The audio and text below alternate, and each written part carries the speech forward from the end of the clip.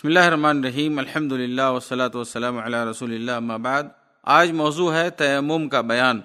تیمم لغت میں کہتے ہیں قصد و ارادہ کو، اور شریعت میں تیمم کہتے ہیں کہ قصد پاکی کی غرض سے دونوں ہاتھوں کو زمین پر مارنا اور اس سے اپنے چہروں کا اور اپنے دونوں ہتھیلیوں کا مسح کرنا۔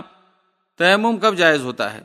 تیمم جب جائز ہوتا ہے جب ہمارے پاس مجبوری ہو، یعنی نمبر 1 پانی نہ ہو، اور نمبر 2 پانی تو ہو لیکن پانی استعمال کرنے کے بعد بیمار ہو جائے۔ پانی کا استعمال کرنے والا پانی تو ہے لیکن اتنا ٹھنڈا پانی ہے کہ ہم اس سے اگر وضو یا غسل کریں گے بیمار ہو جائیں گے۔ پانی تو ضرور ہے لیکن پانی بہت زیادہ ٹھنڈا ہے اور ٹھنڈا کو گرم کرنے کا وسیلہ نہیں ہے، تو یہ سب طریقہ کار ہے تیمم کرنے کے۔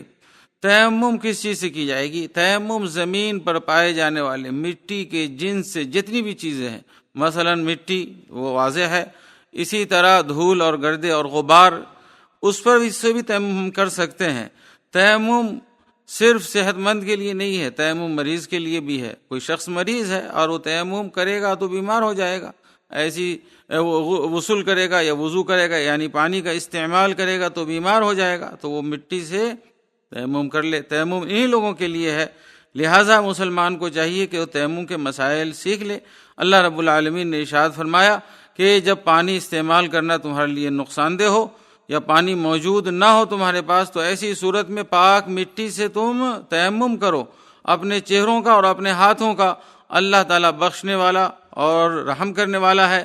اور نبی اکرم صلی اللہ علیہ وسلم نے ارشاد فرمایا یکفیک ہکذا فضرب النبی صلی اللہ علیہ وسلم بکفیہ الارض ونفخ فیہما ثم مسح بہما وجہہ وکفیہ۔